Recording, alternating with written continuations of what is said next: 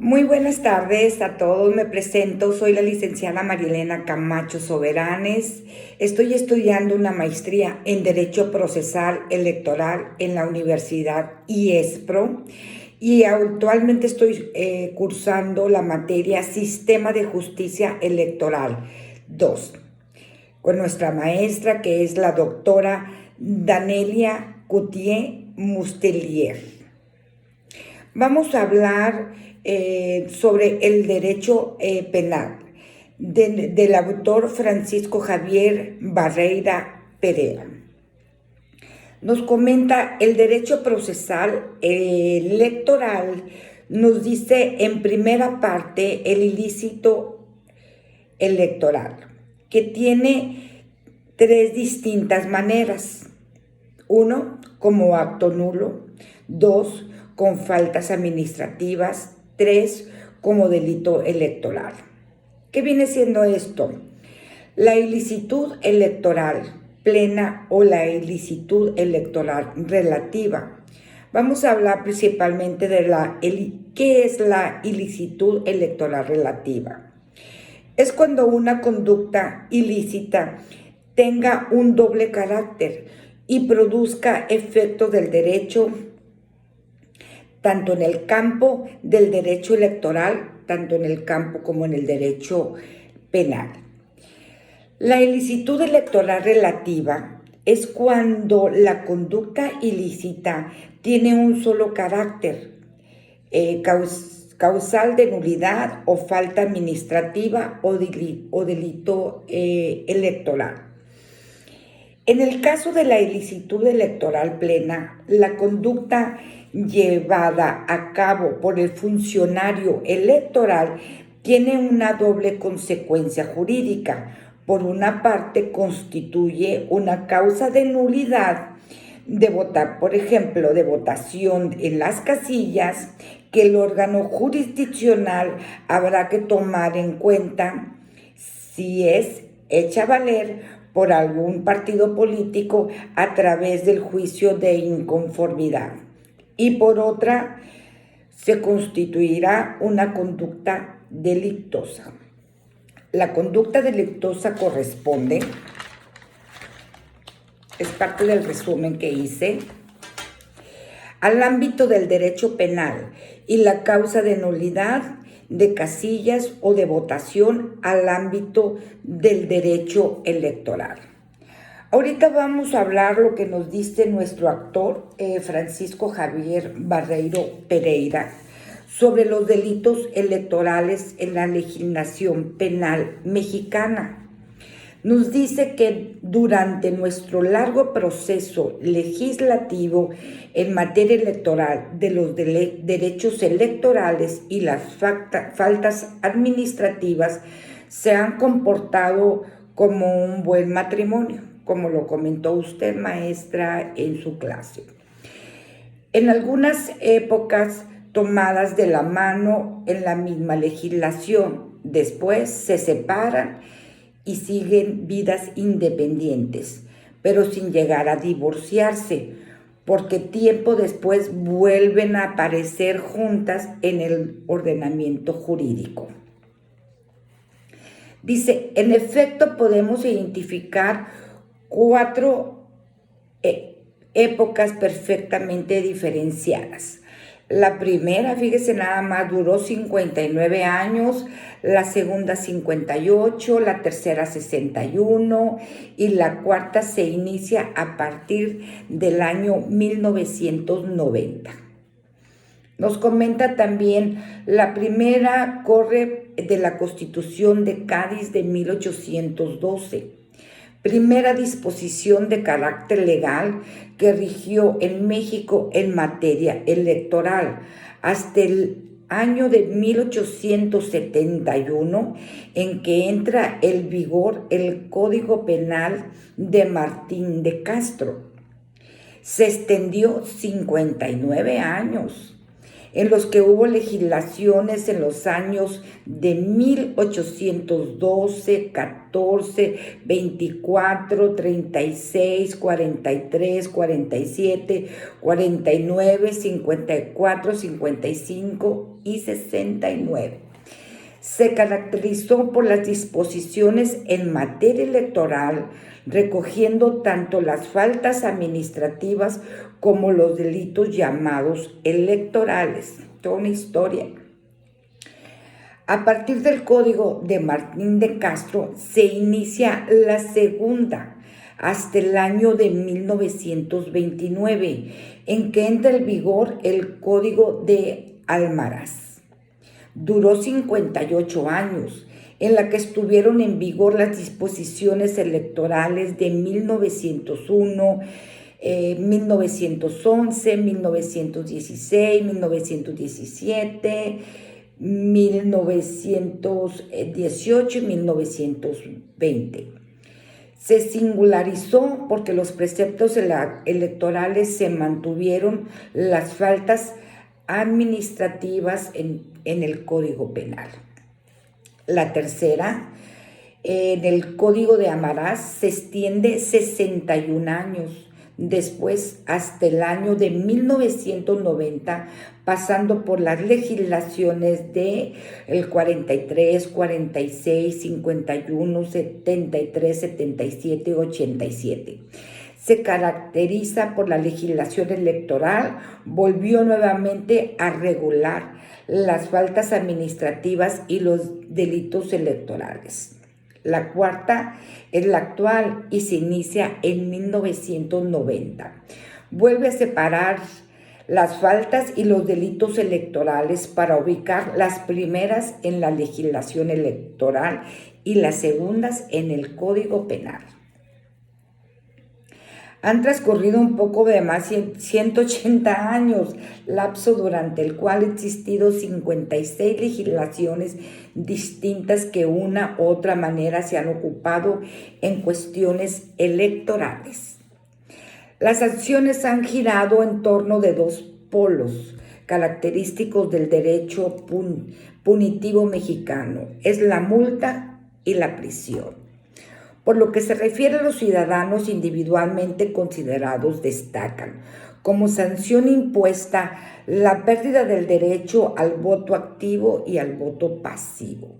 En caso de los funcionarios electorales, la amonestación, el extrañamiento, la suspensión, la inhabilitación y la destitución del cargo o empleo. Por lo que toca a las sanciones que se han interpuesto entre los partidos políticos, los más importantes son la pérdida del derecho y del registro. La pérdida del registro, la pérdida para proponer candidatos en una determinada elección, la cancelación del registro de candidatos, no formar parte del organismo electoral, la pérdida de prerrogativas que establece el código actual, que viene siendo el financiamiento público, el régimen fiscal, franquicias postales y telegráficas, uso de radio y de televisión. Y por último, lo que previene el Código Federal de Instituciones de Procedimientos Electorales, de multa que puedan acceder a varios salarios mínimos. La primera ocasión que aparece sistemáticamente tratado los delitos electorales en el Código Penal de 1871 de Martín Castro. El código define en un título especial a los llamados delitos cometidos por los ciudadanos de elecciones, imponía pues muchas sanciones. El primero de ellos, el ciudadano consideraba como elector, y el segundo, los funcionarios públicos, a los que además de las penas señaladas, se le podía sancionar con la suspensión de los derechos políticos. Perfecto. A partir del año 1914 empieza la preocupación de dotar de mayor autonomía a la legislación electoral. En los trabajos de la Comisión Especial para la Consulta Pública sobre la reforma electoral y la concentración entre los partidos nacionales, llevada a cabo en los primeros meses del año 1989. Surgieron dos corrientes distintas. La primera en el sentido de las faltas administrativas y los delitos electorales se mantuviesen en la misma legislación, como había venido ocurrido durante las últimas décadas que le he comentado, y una segunda en el sentido de mantener en la legislación electoral únicamente las faltas administrativas. Fue así como la reforma constitucional se inscribió en tres perfiles o tres líneas de acción fundamental. La reforma constitucional de abril de 1990, la entrada en vigor del Código Federal de Instituciones y Procedimientos Electorales, que entró en agosto de 1990, y la adición del título 24 del Código Penal, que contempla ahora de manera específica los delitos electorales. Y eso fue agosto de 1990. ¿De qué se trata el título 24 de los delitos electorales en materia del Registro Nacional de los Ciudadanos? Contempla en el artículo 401, contiene una serie de definiciones que en teoría deben servir para conocer e interpretar fundamentalmente quienes tienen la calidad de los sujetos activos, susceptibles de incurrir en las conductas delictosas que en los siguientes artículos se determinan de manera define a los funcionarios electorales y a los funcionarios partidistas, y también los que deben entender los documentos públicos electorales. El artículo 14 de nuestra ley fundamental establece que en los juicios de orden criminal queda prohibido imponer por simple analogía y aún por mayoría de razón pena alguna que no esté decretada por una ley exactamente aplicable al delito de que se trata. En el artículo 402 del Código establece que por la comisión de cualquiera de los delitos comprendidos en este capítulo se podrá imponer, además de la pena señalada, la suspensión de los derechos políticos.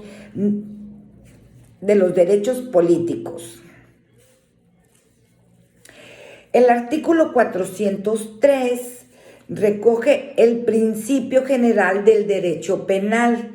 Para cualquier hombre puede en principio cometer cualquier delito. Es un tipo de llamados normales, a diferencia de los tipos que se contienen en el artículo 405 y 406, son los llamados anormales. En este precepto dispone dos sanciones, una sanción privativa de la libertad y una sanción económica, que contempla cuatro conductas distintas a través de las cuales se pueden comentar el hecho delictivo. El artículo 404 se refiere a la sanción que debe imponerse a los ministros de cultos religiosos. Este es un tema particularmente importante y mucho más a la luz de la reciente reforma del artículo 130 constitucional y la entrada en vigor a la ley reglamentaria respectiva. El artículo 405 y 406 nos describe sucesivamente 8 tipos de conductas delictivas atribuibles a los funcionarios electorales y 6 conductas delictivas imputables a los funcionarios partidistas. ¿De qué se trata? Es de observarse que las 8 conductas ilícitas del Código contiene en relación a los funcionarios electorales el artículo 405. 4 de ellos se reproducen casi idénticamente para atribuirse a los funcionarios partidistas, artículo 406. En tanto, los demás se atribuyen a unos y a otros. Por lo que se refiere a los primeros, es decir, a los que son más comunes, a ambos sujetos activos se tipifican: 1. Conductas que se traducen en la sustitución, destrucción o uso indebido de los documentos relativos al Registro Federal de Electores o al índole electoral. Número 2. Conductas que obstruyen el desarrollo normal de la votación. 3. Que se traduzca en la instalación, apertura o cierre de casillas fuera de tiempo y formas previstas por la ley. 4.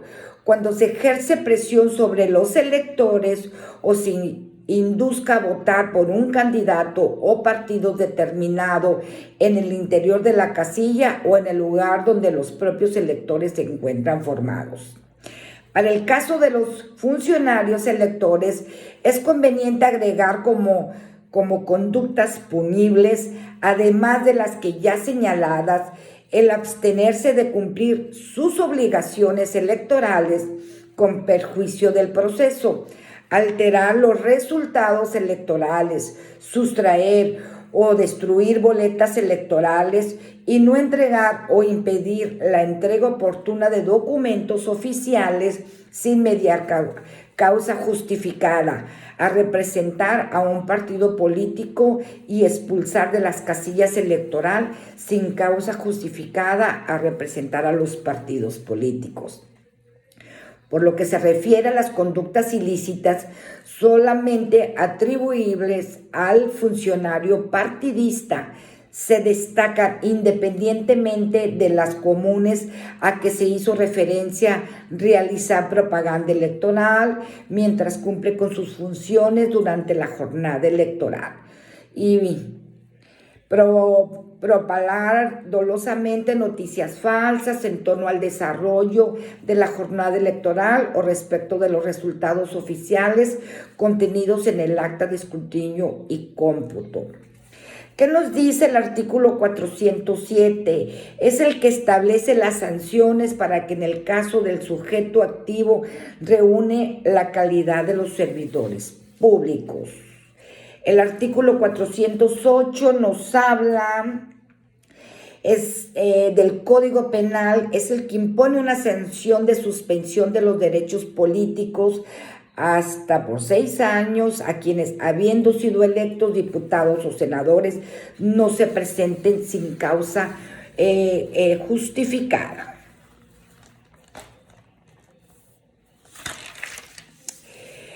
Le comento, maestra, estos son los artículos que integran el título 24 del Código Penal, que permite precisar cuál o cuáles son los bienes jurídicos tutelados para cada una de las conductas delictivas.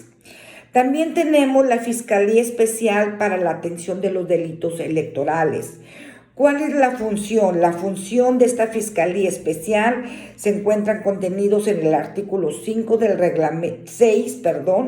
reglamento de la Ley Orgánica de la Procuraduría General de la República. Las más importantes es conocer las denuncias que se presenten, ordenar y practicar todos los actos todos los actos conducentes a la comprobación de los elementos del tipo penal, de la probable responsabilidad del indiciado, ejercitar la acción penal correspondiente, determinar la reserva o no ejercicio de la acción penal, solicitar ante el órgano los órdenes de aprehensión, ofrecer o aportar las pruebas conducentes, interponer los recursos pertinentes e intervenir en los juicios de amparo. Pues todo esto que les he platicado es lo que no se debe de hacer, que tiene una conducta ilícita en todo lo que viene siendo el proceso electoral, cuando se lleva el proceso electoral, lo que se lleva una campaña, aquí, por ejemplo, en los estados, aquí en el estado de Baja California. Para concluir, como afirma el penalista argentino José Peco, nos dice: sin la verdad del sufragio, el derecho es quimera, la libertad, un mito a la democracia, una ficción. Cualquier atentado a la libertad electoral es una herida a la democracia. Cualquier violación del comicio, una lesión a la dignidad nacional. Cualquier ataque al sufragio es un atentado contra la soberanía nacional. Muchísimas gracias por su atención y le mando un cordial saludo.